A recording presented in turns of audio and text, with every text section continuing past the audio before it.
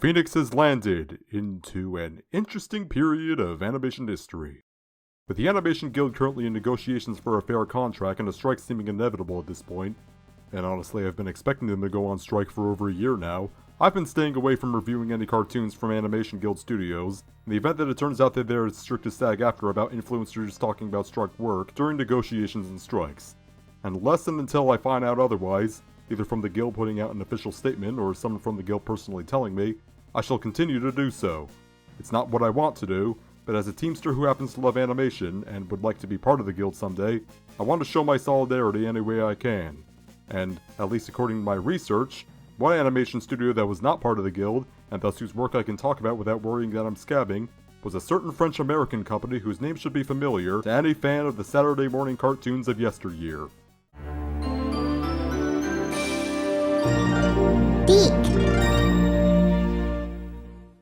DiC Entertainment. I'm sure a lot of people of my generation, as well as the X's, have positive memories of this company's output. After all, they are the company who put out Inspector Gadget in the 1980s and Liberty's Kids in the 2000s.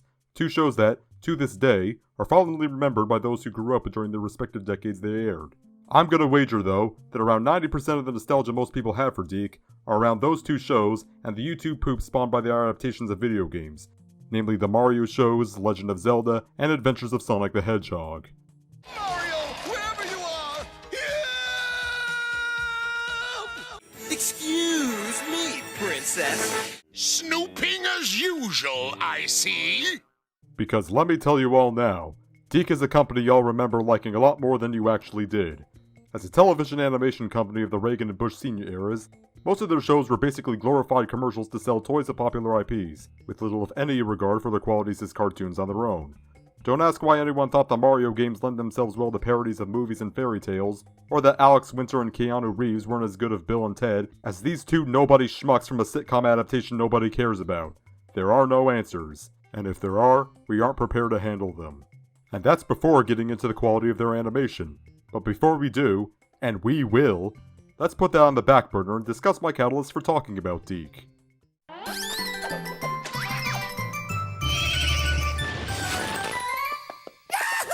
If you interacted with or lurked around the animation community on social media back in September, you know that the intro to one of DiC's shows, The Wacky World of Tex Avery, was a meme for a while, for its rubbery directionless animation and obnoxious rendition of Offenbach's Galopin Finale, and probably thought that the show itself must be an insult to the legendary Warner Bros. Animator its title character is named after.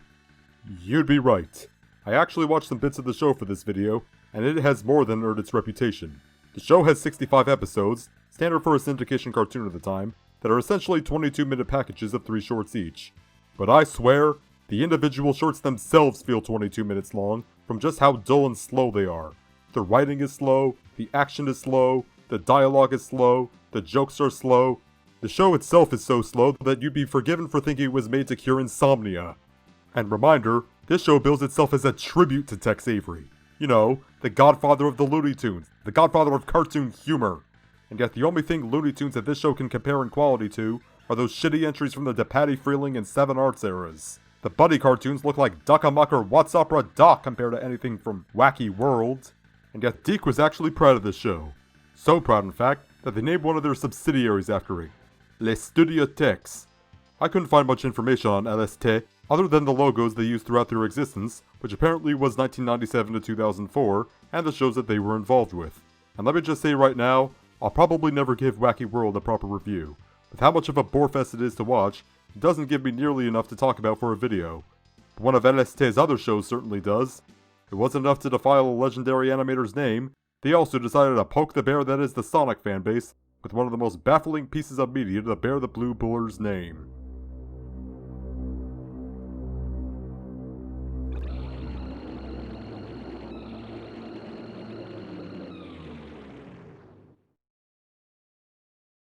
They made a vow their mother will be found. Sonic Underground!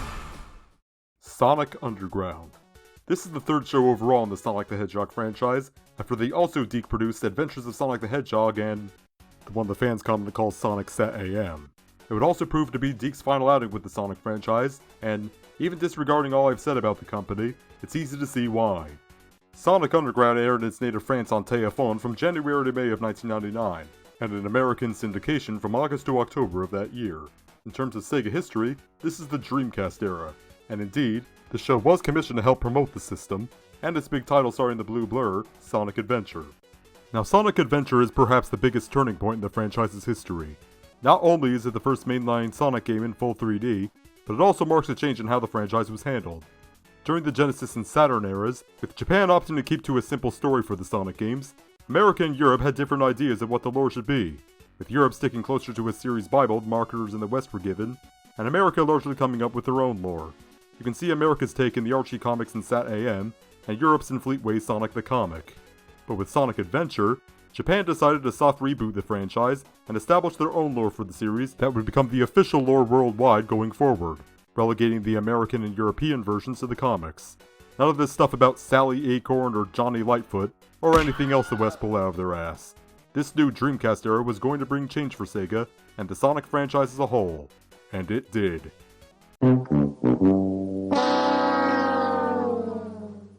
Well, okay, yes, it did that too.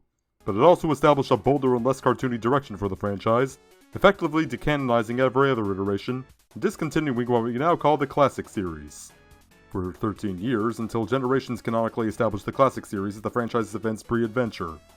Unfortunately, Deke didn't get the memo about the Western lore not being canon anymore, and created this show, which is commonly considered by fans to be the worst of the Renaissance television outings, even more so than the 4Kids version of Sonic X, which I unfortunately most likely can't use clips from, due to Japan having stricter copyright laws in the US, which in turn makes a potential review of Chase After the Hero Sonic / That's What Friends Are For difficult. And that's a shame, because I really would like to review that episode at some point. But I'm getting ahead of myself. I don't know which episode in particular is considered the worst in Sonic Underground. My assumption is that they're all considered to be about a similar level of bad. But I'll go with the assumption that many in my audience are unfamiliar with the show, and go with the first 3 episodes in chronological order. Beginnings, Getting to Know You, and Harmony or Something, which together form a 3-parter called Origins. Yeah, I wish. Let's dive into the Underground. And right from the opening theme song, we already have a taste of how ugly the show is, both in the animation and the editing. I guess now would be a good time to bring up that Studio Tex was one of the earlier companies to bring digitally inked and painted animation to television. I've nothing against digital ink and paint, even if I prefer the look of traditional cell animation. I'll even concede that digital ink and paint has advantages over cells, such as CGI effects looking less uncanny around it, and making the animation process as a whole less time-consuming. Unfortunately, another advantage it has is that it also makes animation cheaper. And if there's anything I know about Deke best, it's how they'd cut almost any corner they thought they could get away with in terms of animation, resulting in cheap, subpar quality even by television standards. What? It's just an ordinary Krabby. Oh my goodness! So of course they would be early adopters of the technology, and in the case of Sonic Underground, we don't just have digitally inked and painted animation, we have some digital editing going on too, editing that, speaking as an editor myself, looks amateur to put it lightly. To start things off, this show's attempt to simulate camera movement is some of the most jarring I've seen in a cartoon. For me, good cinematography, and by extension good editing in general, is the kind you don't even think about when you're watching it, and if you do, it's on the more difficult shots you're left wondering how they pulled off. The vast majority of the shots in which Sonic Underground attempts to simulate camera movement, the frame goes from holding on a point A for a while, to then holding on a point B, that it goes to via keyframes for positioning or zooms or sometimes rotating, from which there is little to no ease out of or into. And sometimes, the camera goes to a point C or above in the same manner. These attempts at camera movement feel as robotic as Eggman's minions. And by the way, don't try to paint me as some kind of YMS tier douchebag that acts like they know everything. I've edited every video that's been uploaded to this channel to date, plus many more I made for my bachelor's degree in digital media. I know what I'm looking at when I see it. But the simulated camera movement is only a piece of how cheap this show looks. It's not even the biggest problem with the intro. There's also the effects. I'll talk more about them when we get into the musical numbers, and believe me, I have a lot to say about them, but just in this intro, we have sloppily added lens flares that do not fit the art style of the show, and were likely part of the library of effects in whatever program the show was edited in, quick cuts and crossfades to mask the cheapness of the animation, this PNG of the show's logo that's quite obviously in a higher resolution than the footage it was placed above, and this shot of Queen Alina that's obviously played in reverse, and was already played forward just seconds before. As for the theme song itself, I've heard plenty of theme song writing worse than this, but I've definitely heard plenty better too. The show did air at the same time as the first season of the Pokemon anime after all, but whoever's singing the song is definitely not a professional singer. They sound more like someone you see singing karaoke at a bar than with a band on stage. Sonic Underground! Sonic Underground! Sonic Underground! And to top it all off, take a look at this title card.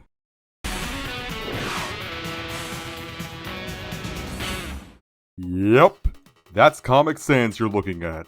The bane of every graphic designer's existence. The one font that even comic folk know by name as the king of bad fonts.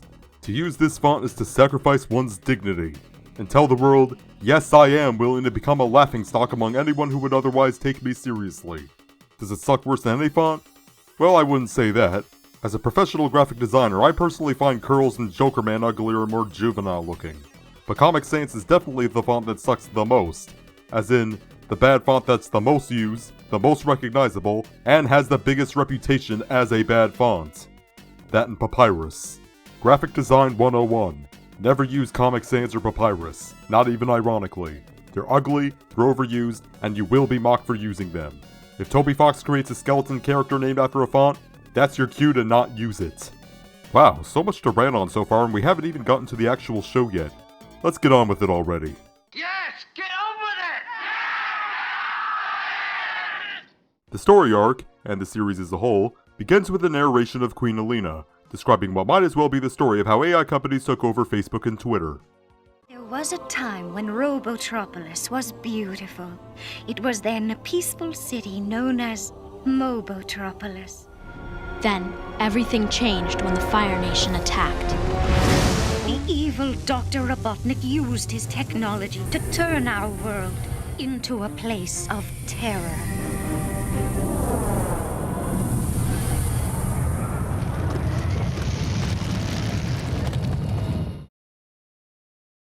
Okay, Smoke has the ability to collapse statues now, I guess. Queen Alina and her triplet children, Sonic, Sonia, and Manic, are forced into exile, and this crocodilian guy with antennae on his nose for some reason, called the Oracle of Delphius, foretells that the family will one day come together to form the Council of Four and defeat Robotnik. But to ensure that the prophecy will come true, actually because the writers went with the first thing they could think of to give the show drama, she must give up her children. Which she does so by, how else, putting them up for adoption in an orphanage. Well, at least she seems like a smart and caring mother concerned for her children's well-being. After all, it would be terrible if they— yeah, no, of course not. She abandons them on the doorsteps of strangers. Manic even ends up getting kidnapped.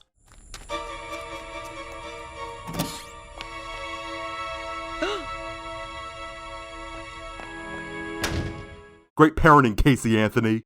Now before I get much further, and also now that we can tell what the animation looks like without so much editing, let me finally talk about that.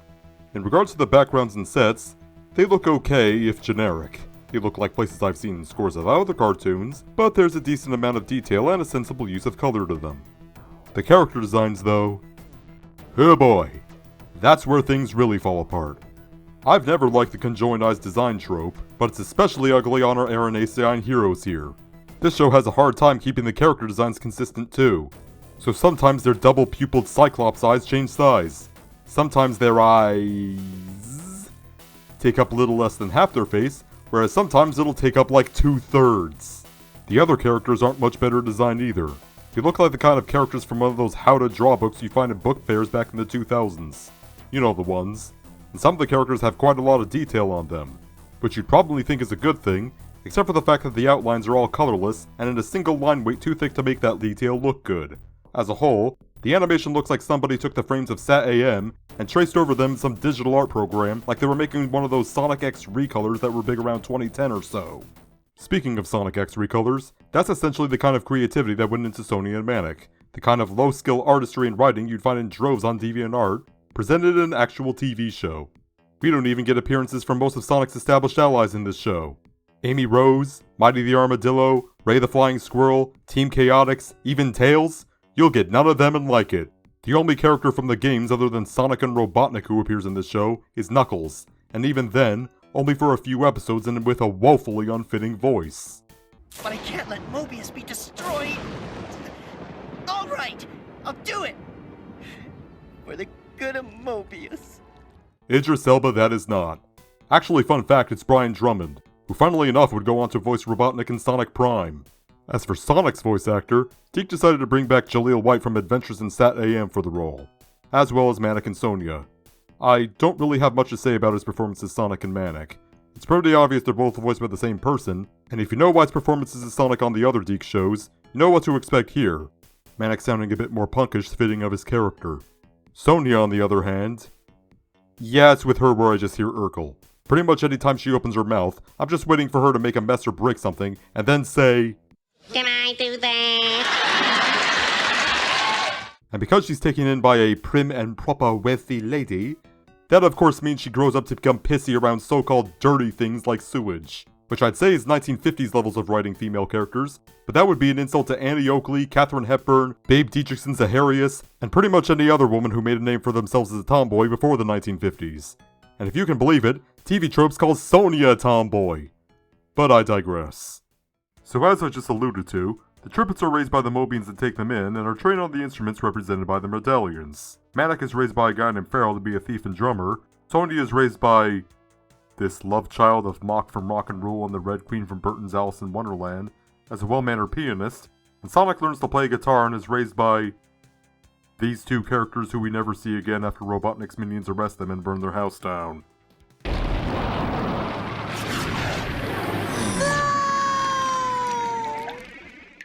Delivered with all the emotion of watching the family dog pee on the floor. Sonic's Uncle Chuck is right there as his nephew's old home is burnt down. Not stalkerish at all, and the Blue Blur spends the rest of his youth living under him. Chuck even helps him take down Robotnik's factories. If I don't bust through that force field, Robotnik will put him around every factory. Gotta do it to it. Just a little faster.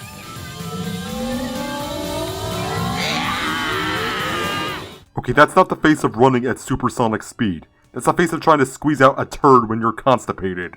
Sonic breaks through the force field on Robotnik's latest factory before destroying it with explosives. And the Mad Doctor demands to know what or who has been causing the destruction. Sensors indicate that the subject is blue, sir. Blue? That's all? Yes, sir. I wanted him to be red! Also, given that he has so much advanced technology, and also that Sonic is stated to have been destroying several of his factories for over a year at this point. This is the Freedom Fighter's secret weapon. It has plagued me for over a year. Shouldn't Robotnik have more information on who's destroying his factories than a blue thing? I mean, he was the one who forced Selena and her family on the run in the first place. I'd like to think he'd remember she has a blue kid. Never mind all that, though. Robotnik assumes what he only knows to be a blue thing to be a weapon, and hires two bounty hunters as his henchmen to let me guess, another dumb muscular guy and Peter Lorre sound alike. We are deeply flattered, but you see, sir, we are independent contractors. Yeah, we're we work by ourselves. Yeah, figured as much. These guys' names are Dingo and Slate, and they don't even have kung fu or ass cracks going for them. Just the dumb muscle Lorre sound-alike trope cartoon writers usually fall back on when the deadline to meet is too close for them to be creative. Slate does have Maurice LaMarche voicing him, though, for those of you that for some reason wanted to hear the brain in a low-tier cartoon. Speaking of LaMarche voice characters in this show, the Oracle appears to Sonic and Uncle Chuck's, and... Good morning, Robotropolis! references are not jokes. Anyways, the Oracle tells Sonic of the prophecy over a dinner of chili dogs he conjures up, which Sonic gorges on so hard that his arm glitches out. Prince Sonic, you are not alone in your quest. You also have a brother and a sister. What? Who are these recolors of me, and who on DeviantArt is making them? To find them, you must sing the song that is in your heart, young hedgehog. Song in my heart? What does that mean? Whoa, my medallion! Well, the song that is harder in his medallion. Also, are we really introducing the musical numbers this way?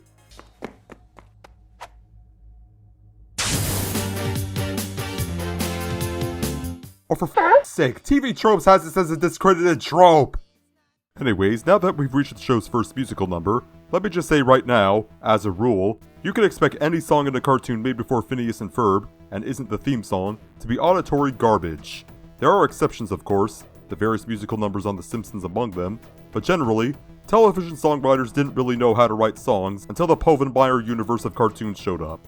And Sonic Underground, well, it's pretty bad when one of the worst things about a musical TV series is the musical numbers. I will admit these 3 episodes aren't the best showcase of just how bad these songs can get. In later episodes, there are songs about childish subjects like how being a kid is cool, fun in the sun, and Lady Liberty. She always does her part. She's a Mobian at heart. Lady Liberty's working hard for me and you.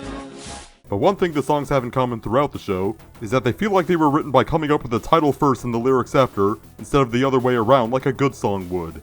Which I find evident in how a large portion of the lyrics feel like they're just saying the title but with more words to fill the song's rhythm, or literally just dropping the title several times over. 1, 2, 3, let's do it. Ah!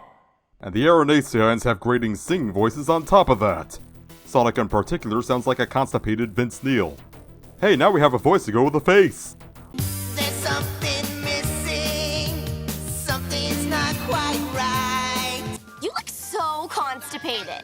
But if there's anything worse about these songs than the songs themselves, it's the editing on the music video segments that go with them. Now I know it's not a good look to say shit like, oh, this looks like something I could have made, especially with the Animation Guild negotiations for a fair contract at the time I'm writing this script. But since Deke wasn't part of the guild, I'm still not gonna say it. I'm gonna show it.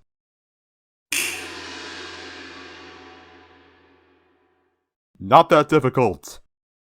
The editing tricks in Someday involve split screens of repeated clips, some unevenly scaled, that is, distorted more on one axis than the other, and some also blatantly taken from later in the episode, all of which is presented in a window to make it look more stylish. Because it's the most prominent of these clips, I decided to keep track of how many times the video uses this shot of Sony and Maddox's disembodied head singing the title.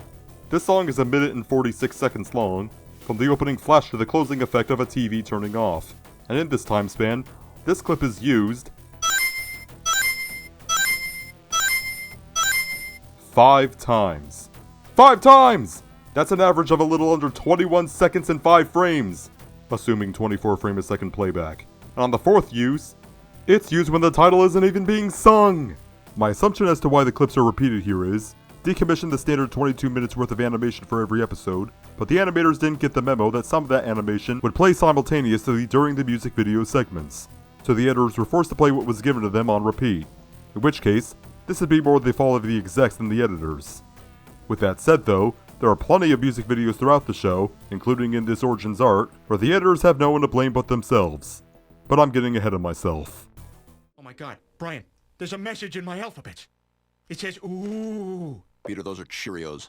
The triplets unite at a club where they play some generic sounding rock music that sounds like something out of a low tier Super Nintendo game. While in the meantime, Sleet, Dingo, and Robotnik figure out that Sonic has been destroying the Mad Doctor's factories.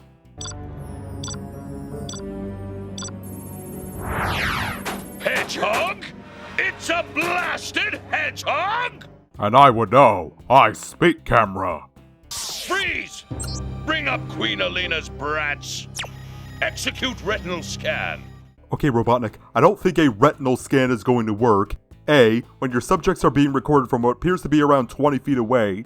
B, the video you're using isn't being recorded as you're identifying them. And C, when 2 of your subjects' eyes are closed and the other is turned away from the f***ing camera!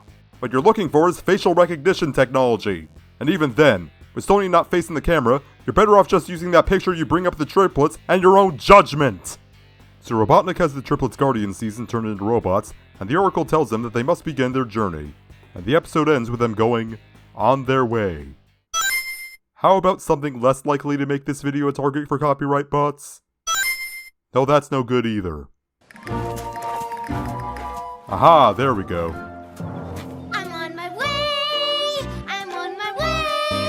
I've got my lungs and that's a start, and I've got love inside my heart. And that was Beginnings. I wish that were the end of the Origins arc, but unfortunately, we're only a third of the way through. On to part 2, Getting to Know You, because 1999 was apparently the year of connecting the story of Annalie and Owens to lousy pieces of media. For some reason. And the episode wastes no time at all at showing off its animation errors and establishing Dingo as a straight-up pervert. What are you doing, you oaf? She's pretty. And you're ugly. The triplets prepare for their journey, and Sony acts like a budget rarity. Under the bed! Get it out! Get it out! Get what? A mouse? As they come under attack by Dingo and one of Robotnik's robots, the former of which is disposed of by Sonia by tricking him into trying to partake in another trope that even in the 1950s would be mocked as outdated. Would you be a sweetheart and get my coat for me? It's right in there.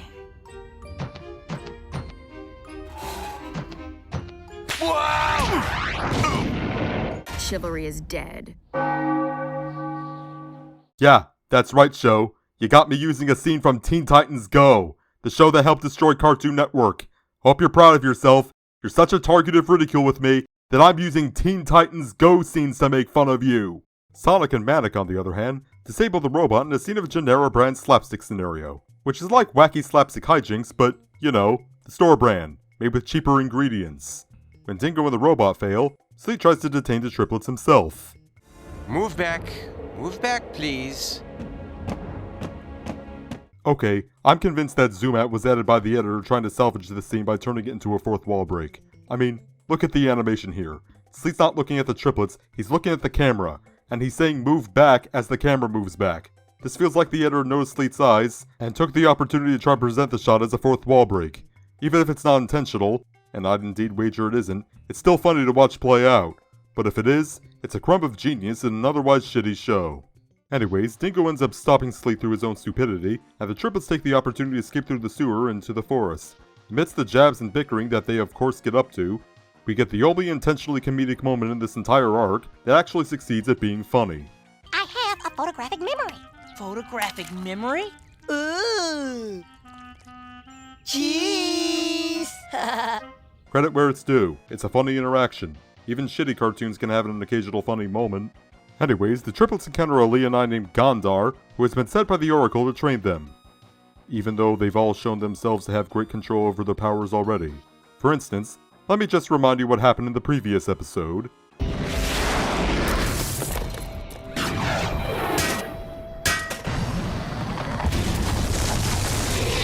And here's Sonic in this episode. Go to that tree. When I drop this rock, catch it before it hits the ground. Ready!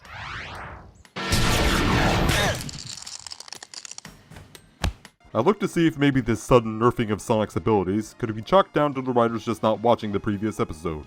Like, maybe there was a different writer that was assigned this episode, and they didn't have time to actually read the previous episode script to make sure what they were writing was consistent.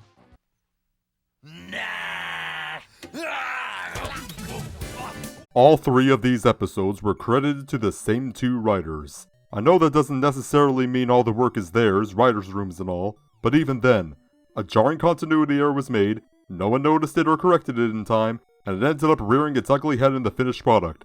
And unfortunately, I don't know who to blame for making the mistake to begin with, but this Ben Hurst and Pat Ali, who I know to be better writers than this. They were writers on Sat AM, and before that, the segment of Tiny Toon Adventures that introduces Concord Condor. But clearly they were not on their A-game with this show, and probably could never be anyway, given that the show is set in a timeline no other iteration of the franchise takes seriously. But I digress. The triplets complete the tutorial stage from Sonic Heroes, Gondar's lesson, just as Sleet and Dingo arrive with an airship armada to capture them. Well, this seems like a good opportunity for the heroes to show off their abilities, put everything Gondar has been teaching to the test. Watch!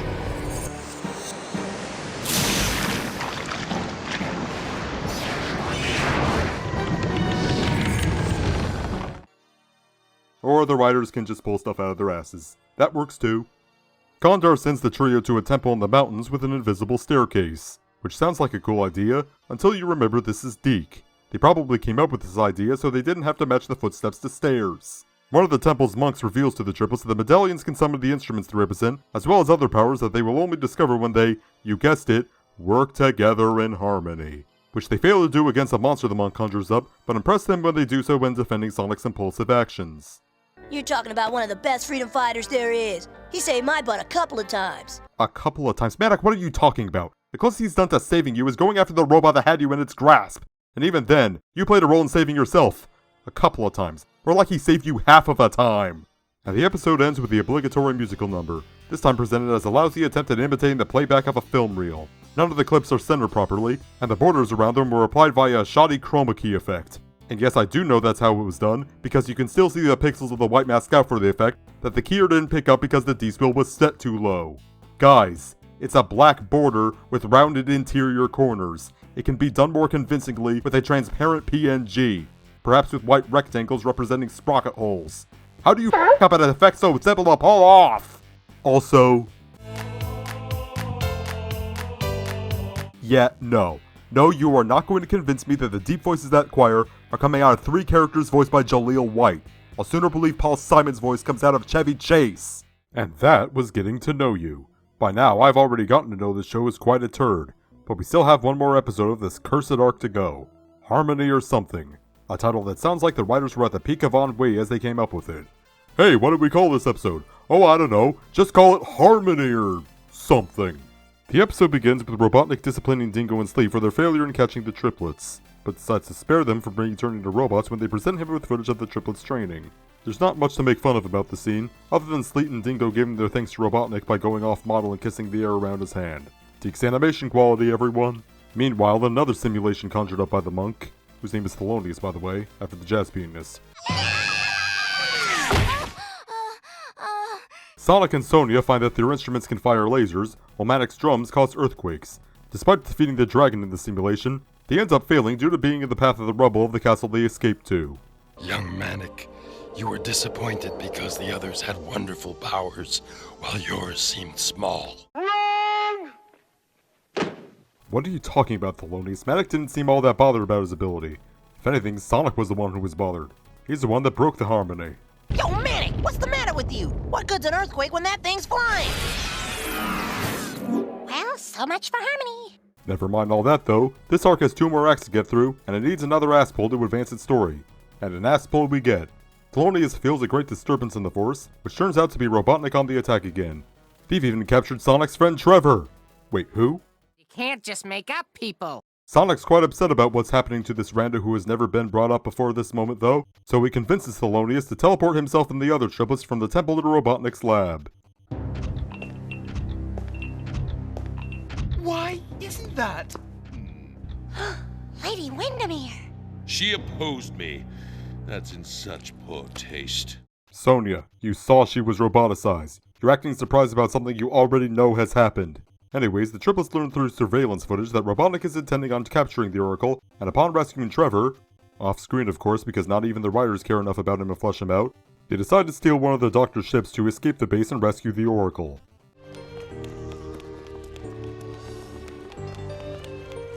I'll steal a small ship and lead him away while you join the main force. Sounds like a plan to me. Be careful, Trevor. I'm sorry, was this arc directed by Zack Snyder? Because I feel like the story is moving in slow motion, which is something I should not be saying about any Sonic media. Trevor uses one of the smaller ships as a decoy as the triplets depart, and waves goodbye as they leave. And that's it. That's the last we see of Trevor. We don't even get to see if he escaped the base himself. What a nothing of a character. Liz Truss's premiership is a bigger part of British history than Trevor is to Sonic history. He's the Sonic franchise's lettuce! Robotnik doesn't take kindly to the triplets stealing his ship, of course, and activates its self-destruct with them locked inside. Or at least the episode tells us. I'm more willing to believe that he doesn't like that the interior changes colors in between shots. Manic, however, conjures plot-convenient override keys into existence, so the triplets can jump out of the exploding ship and float to the snowy ground below. Whoa!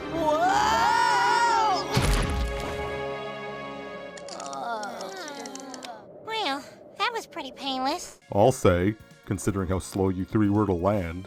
So the triplets are quickly noticed by Sleet and Dingo, and are chased into a cave, where they attempt to cross a rope bridge, only for it to fray and trap them on a ledge. Queen Alina appears in an astral projection, however, to tell them of the stakes. The Oracle is in grave danger, and without him the resistance will fall. You must resolve your differences and help him. Alina, you know you're showing that projection rotated, right? The movement of the camera implies that this is what your kids are seeing from their point of view. Who am I kidding? I'm just repeating myself at this point. I've already firmly established how lousy the visuals are on this show. But I guess not firmly established enough because it's time for another music video. This time with the footage squished to a 4:1 aspect ratio, stacked to fill the screen, and with animations resembling waveforms on the side of the screen. And like the last song, this one is also about working together. Subtle morals? What are those? Nothing you'll find in this show, that's for sure. The only morals you'll find in this show are of the hammer to the brain variety, where the characters take every opportunity to spell them out, and even the songs have to be about the moral. In this case, working in harmony. Sonic the Hedgehog, Friendship is Magic, the Discovery Family era when the seasonal rot kicked in. Ugh, this show, I tell you what. There's only 3 minutes left of this cursed arc, so let's just wrap things up real quick, shall we?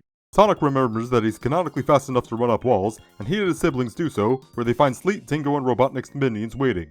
Manic, however, makes quick work of them with the earthquakes caused by his drums.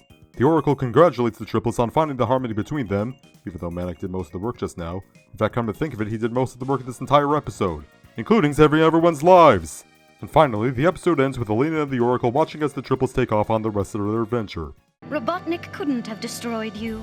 But your children didn't know that, and through their willingness to help others, they have gained their powers.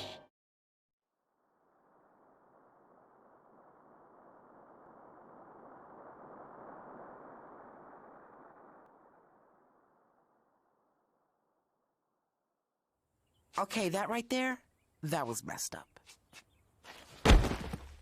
So let me get this straight, Alina.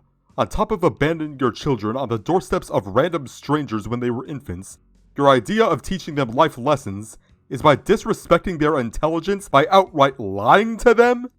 You know, maybe it was a good idea the Oracle told you to give up your children. You're a shit excuse for a mother! And the idea that Robotnik will only be defeated when your children decide to have anything to do with a deceitful, negligent nitwit like yourself? Yeah, I think the Oracle needs to check that prophecy again, because the fate of Mobius ought not to lie in the hands of a so-called hero whose morality is closer to that of Homelander than Superman! And that was Sonic Underground's Origins arc. And of all the media the Sonic franchise has put out, almost always to a wide variety of opinions from a fandom that never seems to agree on anything, I'm glad this show is something we all can collectively agree is a stinker. I could maybe accept this show as somebody's Sonic fanfiction, and even then, only if it had hilarious grammatical errors that push it into so bad it's good territory. As a professionally made product, however, it's worthless on just about every level. Just in these 3 episodes, we have dull and often unlikable characters, cheap animation, cheaper editing, and a story littered with holes that often feels like it was made up on the spot. This show represents everything bad about Deke, and I think Sega knew it too, because it only lasted 1 season. And not even the syndication standard of 65 episodes, it lasted only 40 episodes. And since its run, no part of the Sonic franchise is regarded as canon. Not the games, not the comics, nothing. The most attention the show has gotten from the franchise at all was in a single issue of the Archie comics, where the events of the show were presented as an alternate universe. And of course this was after the franchise's soft reboot, so this is barely being on the council, let alone granted the rank of master. Let him show you just what he's made of, anywhere else. Because on Underground, Sonic's made of the hot air from a dung pile. Hey, how does the show end anyway? Does it in fact end with the triplets defeating Robotnik like they were prophesized to? What? Autopilots failed to respond on the cargo ships. No! It's out! Game over, Budnik. With barely any fanfare, and it's played closer to a sitcom scene than a climatic moment. Yep, figures. Sitcom moment. With Jaleel White characters. Well, I'm not letting the opportunity slip me by. It's out! Can I do that? Now that's an improvement! And now it is time for the Phoenix to fly off. Until next time, take care, stay safe, be good to each other, stand in solidarity with the animators and video game voice actors, and have a good one.